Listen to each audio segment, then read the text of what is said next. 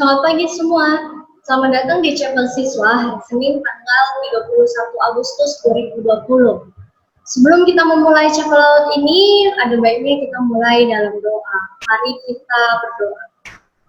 Tuhan Yesus Allah Bapa kami, terima kasih Tuhan untuk setiap berkat-Mu. Tuhan, sebentar lagi kami akan mulai chapel ini, biarlah kiranya Engkau yang memberkati setiap siswamu, memberkati hamba-Mu Tuhan, supaya hati kami dapat benar-benar terfokus pada chapel ini Tuhan. Terima kasih Bapa, dan kami berdoa, haleluya, amin. Nah, setelah kita berdoa, marilah kita menyanyikan sebuah lagu sebelum kita mendengarkan firman Tuhan. Lagu ini adalah lagu yang sudah sering sekali kita dengarkan dan sudah sering kita nyanyikan. Biarlah pada chapel kali ini, lagu ini bukan hanya sekedar kita nyanyikan, tapi biarlah lagu ini benar-benar bisa kita lakukan dalam kehidupan kita.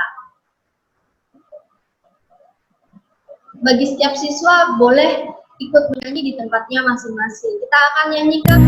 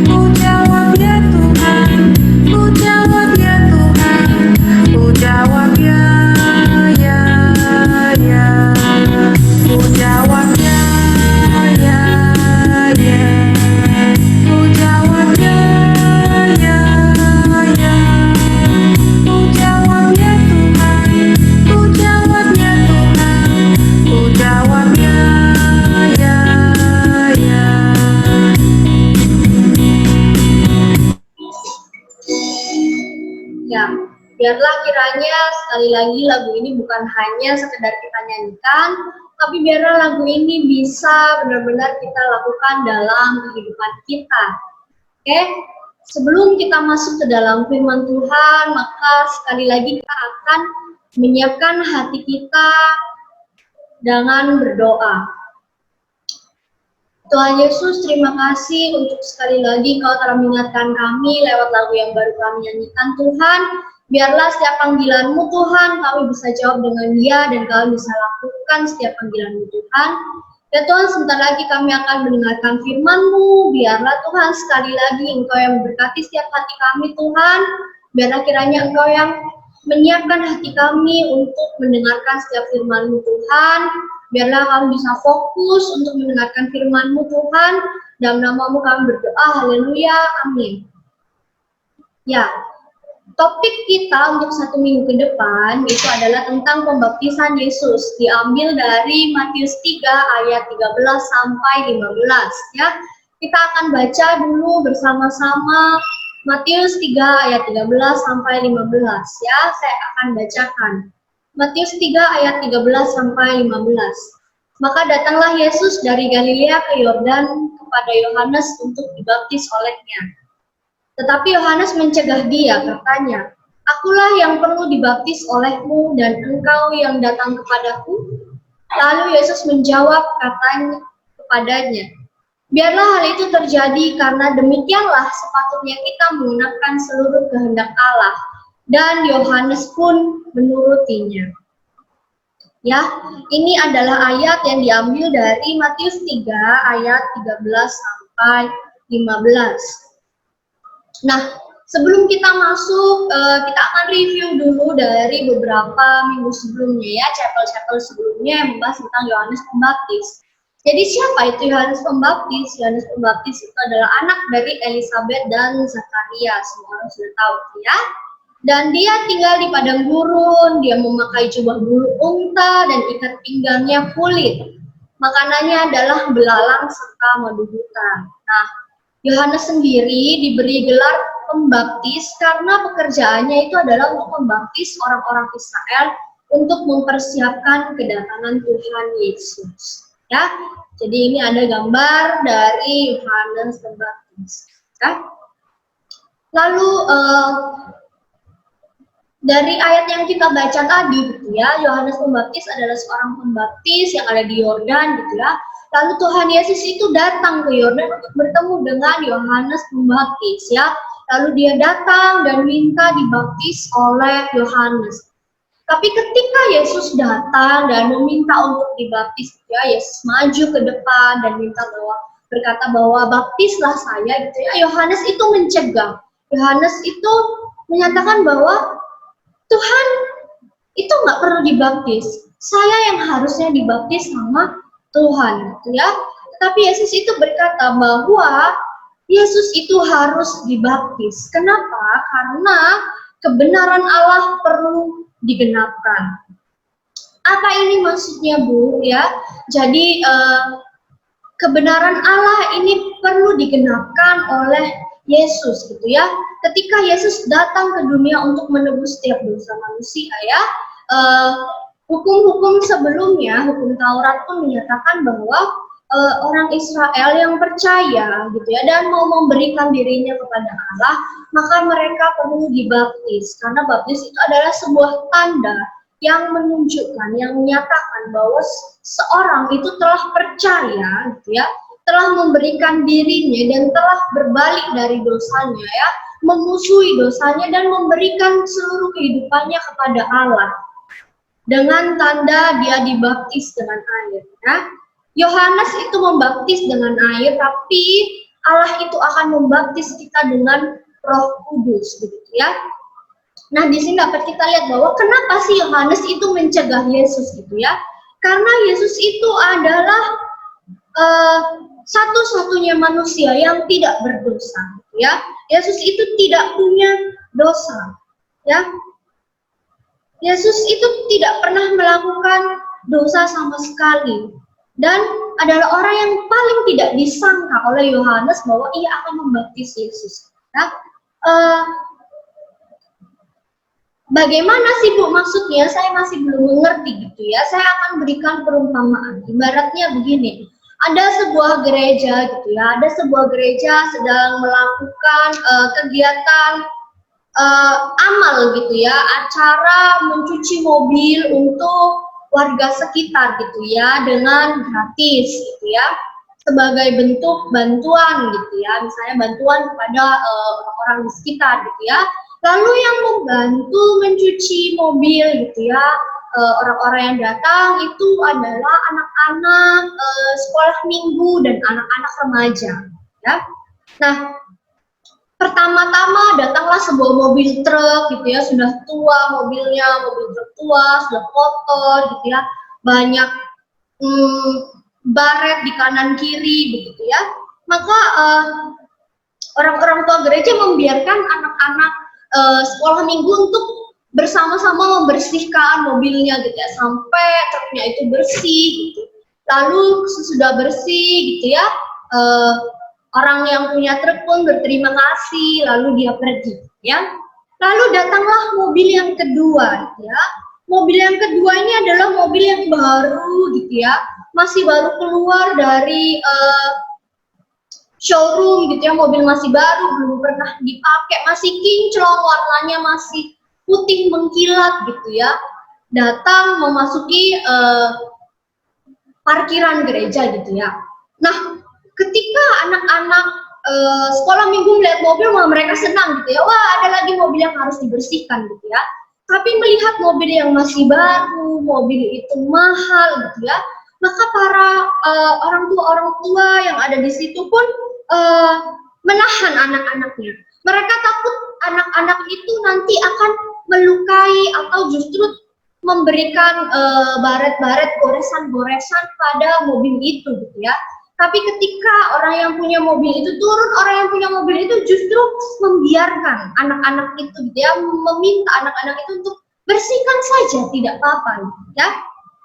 Nah, padahal mobil itu sendiri sebenarnya tidak kotor karena dia baru saja keluar dari showroom, baru dibeli gitu ya, masih putih, kinclong, bersinar ya. Nah, kurang lebih seperti itulah Yohanes ketika melihat Tuhan Yesus gitu ya. Ketika Yohanes mau membaptis orang-orang gitu ya, lalu ada orang-orang yang datang gitu ya, Yohanes membaptis mereka gitu ya, sebagai tanda bahwa orang-orang itu menyerahkan dirinya gitu ya, mengakui dosanya, menyerahkan dirinya kepada Tuhan gitu ya. Tapi ketika Yesus datang ya, Yohanes melihat Yesus ini seperti mobil yang itu tadi, putih bersinar, tidak ada dosanya sama sekali. Yohanes pun bingung, apa yang harus dibaptiskan dari Tuhan? Tuhan tidak punya dosa, Tuhan tidak perlu dibaptis, justru saya yang seharusnya dibaptis ya. Tapi dari situ kita juga bisa melihat responnya Tuhan ya, bahwa Tuhan Yesus itu tidak dibaptis untuk dosanya sendiri. Tuhan Yesus berdiri dibaptis itu adalah berada pada posisi kita. Ya, Tuhan Yesus dibaptis itu karena dosa-dosa kita ya. Dari awal Tuhan Yesus maju itu bukan untuk dosanya sendiri. Karena sejak awal pelayanannya, Tuhan Yesus itu tahu bahwa misinya Tuhan Yesus datang ke dunia itu adalah untuk menanggung dosa-dosa kita, dosa kamu, dosa saya, gitu ya. Dan Paulus itu memberitahukan pada kita ya, dalam 2 Korintus 5 ayat 21, Paulus itu menyatakan bahwa walaupun Yesus itu tidak mengenal dosa ya, tapi Allah membuatnya menjadi berdosa karena kita. Ya, jadi pada hari ini sekali lagi kita itu mempelajari ya, bahwa yang pertama, Yesus dibaptis itu bukan karena dosanya sendiri. Ia 100% Allah, ia 100% manusia yang tidak pernah berdosa. Ya, dia dibaptis itu untuk berada pada posisi kita. Ia dibaptis karena dosa-dosa kita. Yang pertama. Yang kedua, kita belajar bahwa Yesus itu menunjukkan teladan, menunjukkan contoh gitu ya, bahwa ketika Yesus menjadi manusia ya, meskipun dia 100% Allah, dia juga 100% manusia yang juga harus mentaati perintahnya Allah gitu ya. Salah satunya adalah dengan dibaptis. Ya, maka kalau kita ingat lagi perjalanan Tuhan Yesus gitu ya, mulai dari kecil sampai besar ya, Tuhan Yesus itu selain tidak pernah berdosa dan sangat membenci dosa, Tuhan Yesus itu juga sangat mentaati perintahnya Allah. Ya, dia membaca firman Tuhan, gitu ya, merenungkan firman Tuhan, dia selalu berdoa, dia taat berdoa. Salah satunya juga dia mentaati perintahnya Allah untuk dibaptis, gitu ya. Jadi ini adalah sebuah contoh yang sangat baik sekali, gitu ya, yang Tuhan berikan bahwa Tuhan tidak hanya datang ke dunia hanya untuk serta-merta menebus dosa manusia lalu pergi. Tidak. Ketika Tuhan ada di dunia, Tuhan pun memberikan contoh secara nyata, ya, bahwa dia juga manusia, ya. Tuhan juga digoda, kita juga tahu Tuhan juga digoda oleh setan, gitu ya, oleh iblis. Tapi Tuhan memberikan contoh, Tuhan Yesus memberikan contoh yang sangat baik sekali ya, teladan yang sangat baik sekali pada kita bahwa sekalipun kita manusia ya selalu digoda oleh dosa, selalu digoda oleh iblis, tapi kita tetap bisa mentaati hukumnya Allah kalau kita benar-benar mendekatkan diri kita pada Allah. Ya, kita sebagai orang percaya tidak boleh hanya berkata di mulut saja, saya percaya gitu ya, tapi tidak melakukan apapun ya. Tuhan Yesus di sini memberikan contoh bahwa Tuhan jadi manusia, Tuhan mentaati hukumnya Allah, meskipun dia dicobai, dia pun tetap bertekun dalam setiap perintahnya Allah, ya, tetap berdoa gitu ya, tetap mendekatkan hati pada Allah, dan salah satunya juga tetap berbakti. Ya, maka chapel kita hari ini ditutup dengan dua pembelajaran dari Yesus ya. Untuk mengakhiri chapel ini, saya mau memberikan pertanyaan kepada kita semua ya, untuk jadi renungan kita, untuk jadi bahan refleksi kita gitu ya. Yang pertama adalah saya meminta setiap dari kita ya untuk merefleksikan sekali lagi apa saja setiap dosa kita yang selama ini masih seringkali mengejar-ngejar kita, menghantui kita ya. Marilah kita bersama-sama merenungkan lagi dosa-dosa apa yang sering kita lakukan. Marilah kita mengambil waktu kita masing-masing untuk sekali lagi mengakui setiap dosa kita pada Allah ya. Tunduk di hadapan Allah, berdoa menyatakan setiap dosa kita begitu ya. Mungkin dosa yang kita tidak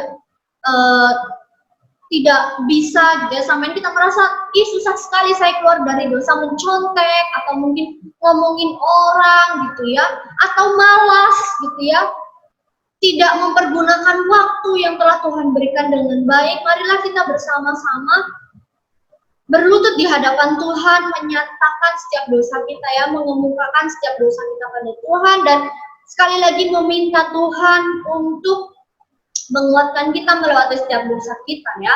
Itu yang pertama. Lalu yang kedua, saya minta setiap dari kita renungkanlah lagi di waktu-waktu kita, renungkanlah lagi gitu ya. Kenapa Tuhan Yesus itu berusaha terus-menerus untuk menjalankan setiap perintahnya Allah gitu ya. Padahal Tuhan Yesus itu bisa hanya datang ke dunia, hidup, lalu mati di kayu salib, menebus dosa, dan naik ke surga. Tapi kenapa Tuhan Yesus dalam kehidupannya, Tuhan mencontohkan lagi kepada kita apa-apa saja yang harus dilakukan ya. Marilah kita bersama-sama coba renungkan itu gitu ya. Kalau Tuhan Yesus gitu ya, yang menyelesaikan misinya di dunia ini dengan sangat sempurna ya, padahal dia juga 100% manusia ya, maka kita juga sebagai orang-orang yang percaya ya, yang sudah diberi contoh oleh Tuhan Yesus ya, maka kita juga harus berpegang teguh pada Allah gitu ya. Kalau Tuhan Yesus yang 100% manusia bisa melakukan setiap perintahnya Allah, maka kita juga yang percaya pada Allah lewat Yesus Kristus, kita juga harus bisa mentaati setiap perintahnya Allah. Tapi kalau kita hanya mengandalkan kekuatan kita sendiri, tentu kita nggak akan bisa. Maka baiklah sekali lagi kita meminta Allah untuk memegang tangan kita, menguatkan kita terus-menerus supaya kita bisa seperti Yesus berjalan dalam kebenarannya Allah. Ya, supaya kebenarannya Allah bisa tergenapkan dalam kehidupan kita juga. Ya. Sekianlah chapel kita hari ini, mari kita berdoa. Tuhan Yesus Allah Bapa kami, terima kasih Tuhan untuk firman-Mu hari ini Tuhan. Kami sudah melihat bagaimana Tuhan Yesus dibaptis hari ini Tuhan. Kami melihat bagaimana Tuhan Yesus bukan hanya datang ke dunia lalu menyelesaikan misi yang Kau berikan Tuhan, tapi Tuhan Yesus juga mau kehidupannya menjadi contoh bagi setiap kami, sehingga Tuhan Yesus menunjukkan Tuhan bagaimana kami sebagai manusia bisa berjalan dalam kebenaran-Mu, dan bagaimana kami sebagai manusia bisa terus-menerus Tuhan dalam kuasa-Mu, dalam kasih setiamu Tuhan, mencoba untuk terus-menerus melakukan setiap yang Kau perintahkan dalam kehidupan kami Tuhan. Ya Bapa, jika Tuhan Yesus saja Tuhan yang putih bersih dan tidak berdosa, Kau layakkan, Kau berikan kesempatan Tuhan untuk dibaptis dan Kau tunjukkan kebenaran kuasa-Mu lewat pembaptisan itu Tuhan. Biarlah juga Tuhan kami sebagai manusia yang penuh dengan dosa yang dosanya telah ditanggung oleh Tuhan Yesus Tuhan, biarlah kami juga dalam kehidupan kami Tuhan, Kau layakkan menghadap-Mu Tuhan. Biarlah Tuhan firman yang kami dengarkan hari ini Tuhan bukan hanya lalu begitu saja, tapi biarlah setiap firman yang kami dengarkan hari ini bisa kami lakukan, dan biarlah Tuhan kami terus-menerus Tuhan belajar menjadi manusia yang lebih baik di hadapan-Mu Tuhan. Ya Bapa, sebentar lagi kami akan memulai setiap aktivitas kami Tuhan, biarlah Engkau sendiri yang memberkati dan menyertai, supaya sepanjang hari dan sepanjang minggu ini Tuhan, setiap apapun yang kami lakukan Tuhan itu berkenan di hadapan-Mu Bapa. Terima kasih Tuhan untuk setiap penyertaan-Mu. Sekali lagi kami menyerahkan kehidupan kami, kehidupan guru-guru kami Tuhan, kehidupan pembelajaran kami 1 minggu ke depan dalam tangan-Mu. Dalam nama-Mu kami telah berdoa, haleluya, amin. Sekian chapel kita hari ini, biarlah Tuhan dan kasih-Nya senantiasa menyertai kita. Selamat berjumpa di chapel selanjutnya, Tuhan memberkati.